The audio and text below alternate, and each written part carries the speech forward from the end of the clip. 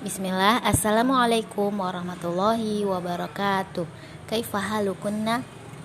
Alhamdulillah, Alhamdulillah. Wassalatu wassalamu ala rasulillah Sayyidina Muhammad ibn Abdullah. Wala hawla wala quwata illa billah. Alhamdulillah anak-anak, hari ini kita bisa melanjutkan kembali pembelajaran kita. Kita akan belajar pembelajaran ke 1 ya, di subtema 3. Tema 2, subtema 3. Pembelajaran 1 sampai 6 kita ambil muatan PPKN dengan bahasa Indonesia. Silahkan diperhatikan, didengarkan. Ketika ada soal nanti anak-anak bisa mengerjakan ya. Kalau anak-anak memperhatikan dengan baik, maka pasti anak-anak bisa mengerjakan.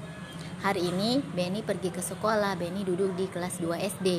Beni bertemu banyak teman di kelas, ada Edo, Udin, Lani, dan Dayu. Lihat di sini mereka sedang bermain ketika jam istirahat. Mereka bermain di halaman sekolah. Ada yang bermain lompat tali, ada yang bermain bola, dan masih banyak lagi. Lihat, ada juga yang bermain estafet air dan bermain kelereng. Kira-kira apa yang cocok untuk gambar di atas? Cerita apa yang cocok untuk gambar di atas? Nah, ketika jam istirahat mereka semua bermain. Ada yang bermain lompat tali, ada yang bermain kelereng, dan juga ada yang bermain estafet air. Bermain di halaman sekolah. Waktu istirahat tiba,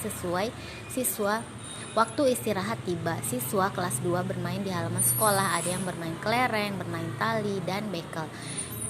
Beni, Edo, dan Udin sedang bermain kelereng. Beni sedang fokus menjentikan kelereng.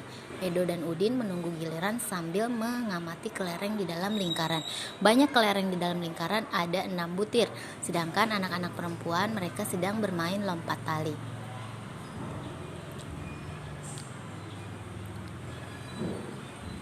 Coba kamu buat 5 pertanyaan tentang teks atau tentang gambar yang ada di atas berikut. Buat pertanyaan, misalkan di sini kita menggunakan permainan apa yang dilakukan anak laki-laki? Anak laki-laki sedang bermain kelereng. Permainan apa yang dilakukan anak perempuan? Anak perempuan sedang bermain lompat tali. Atau di mana mereka bermain? Mereka bermain di halaman sekolah. Kapan mereka bermain? Mereka bermain ketika jam istirahat. Itu adalah contoh pertanyaan.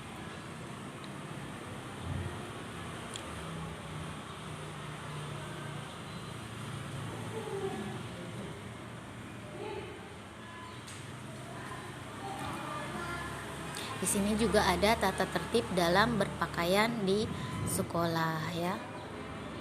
Kita lihat di sini ada Udin ya. Udin memakai seragam tidak rapi. Udin, kamu terlihat kurang rapi dengan baju keluar. Biarkan saja, kata Udin. Itu kan tata tertib di sekolah, kita harus lakukan, tidak boleh kita langgar.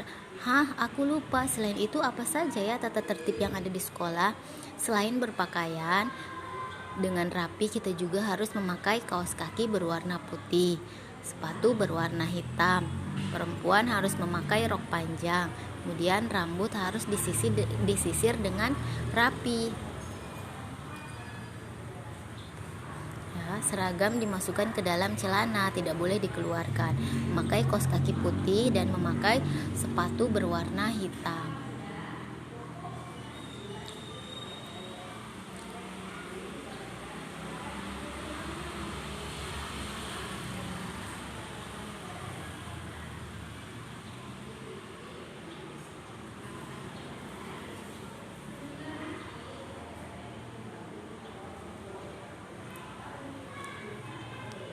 Kita lanjut.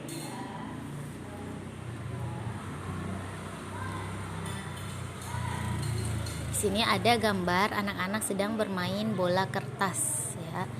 Anak-anak sedang bermain bola kertas. Apa nama permainan yang ada di sini? Permainan bola kertas. Bagaimana cara melakukan permainan itu? Caranya yaitu batu ditumpuk-tumpuk, kemudian dilempar menggunakan bola. Bolanya terbuat dari kertas. Mengapa Edo melindungi teman satu timnya? Ya, sebagai teman satu tim kita harus selalu kompak ya, harus selalu mendukung dan melindungi. Bagaimana cara menghindari lemparan? Jadi kita tidak boleh atau jangan sampai terkena lemparan bola kertas tersebut. Bola kertas harus terkena batu, tidak boleh kena wajah teman kita. Apa saja benda yang terdapat dalam bacaan? Jadi benda yang dibutuhkan dalam permainan bola kertas adalah kertas, kemudian batu-batuan, batu-batu yang ditumpukan, ya, kertas dan bola saja, itu saja. Kita lanjut ya anak-anak. Di sini ada pertanyaan, Dayu, mengapa kamu terlambat? Saya jajan dulu. Wah, jajan kan ada waktunya. Kemudian kenapa kamu buang sampah sembarangan? Kan ada tempat sampah di sana. Terlalu jauh. Jadi biarkan saja, itu kan bagian dari tata tertib sekolah kita, Dayu. Menurut tata tertib, kita tidak boleh membuang sampah sembarangan. Ya, jadi di sini perbuatan Dayu tidak boleh anak-anak tiru ya. Dayu sudah datang terlambat, kemudian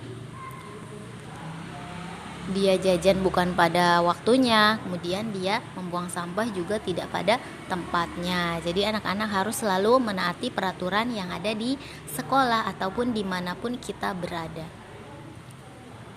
Berikut ini ada peraturan atau tata tertib yang ada ketika upacara.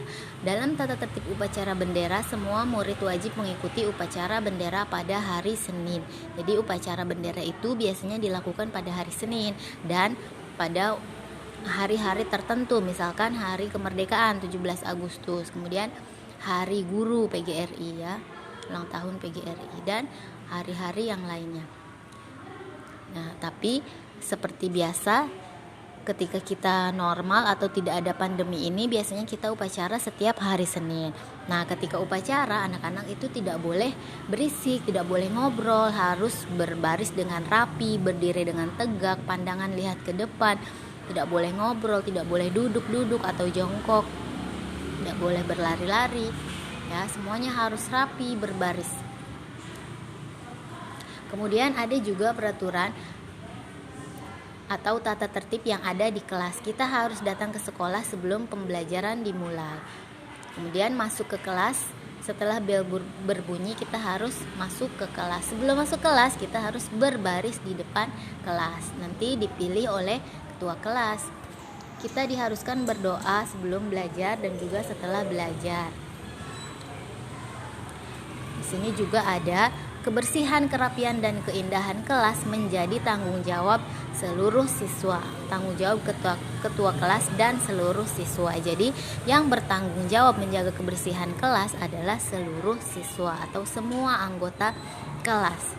Semua siswa juga wajib berperilaku senyum, salam, sapa, sopan, dan santun. Jadi semua siswa wajib melaksanakan 5S ya, senyum, salam, sapa, sopan, santun. Kemudian yang bertugas piket diwajibkan atau diharuskan melaksanakan piket, misalkan menyapu, mengepel, mengelap papan tulis, mengelap meja atau menyiram tanaman, membuang sampah dan lain-lain.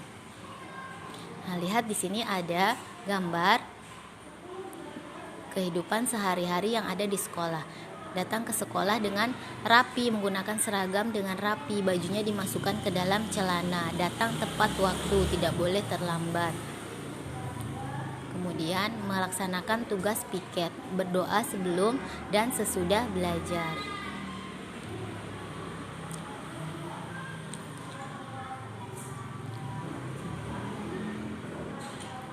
Apa saja tata tertib dalam bermain sepak bola? Ada juga tata tertib dalam bermain sepak bola ya.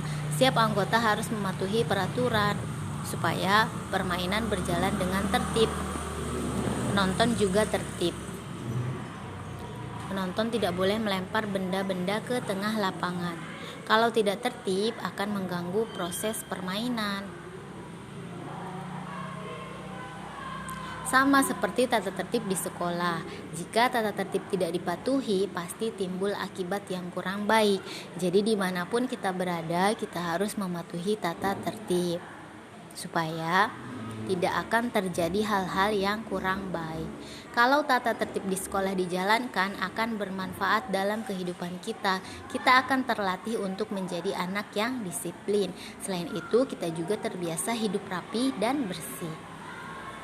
Kita juga terlatih untuk bertanggung jawab dalam kegiatan yang kita kerjakan, serta membiasakan diri untuk ramah kepada orang lain. Membiasakan hidup tertib memiliki banyak manfaat dalam hidup. Nah, jadi kalau kita di sekolah, kita akan terbiasa menjadi anak yang disiplin, rapi, ramah, santun ya, karena sudah dibuatkan aturan atau peraturan yang supaya kita melakukan hal-hal tersebut.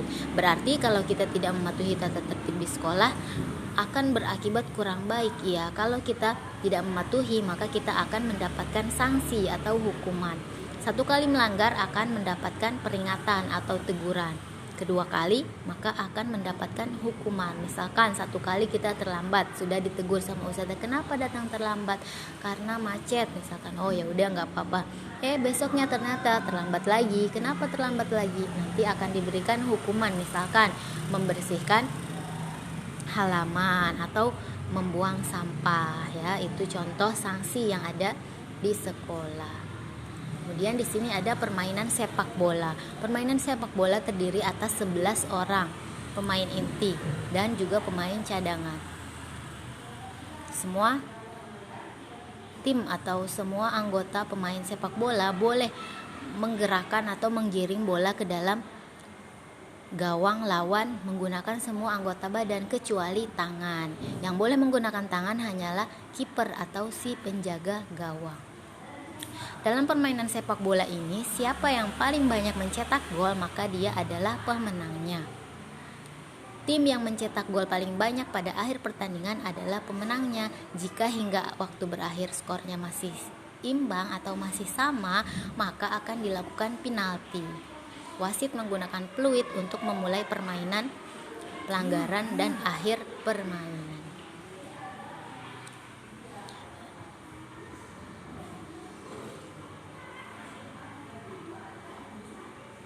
Oke, sampai di sini dulu pelajaran kita. Untuk tugasnya nanti anak-anak lihat di Google Class ya, Google Classroom. Oke, kita akhiri dengan membaca hamdalah, alhamdulillah. Assalamualaikum warahmatullahi wabarakatuh.